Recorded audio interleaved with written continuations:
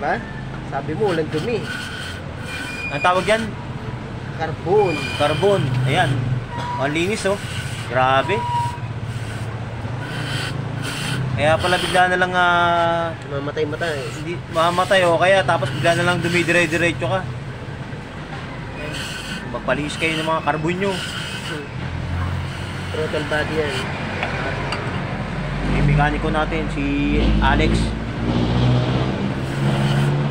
May-ari rin ng shop dito sa ano to? Ano street to?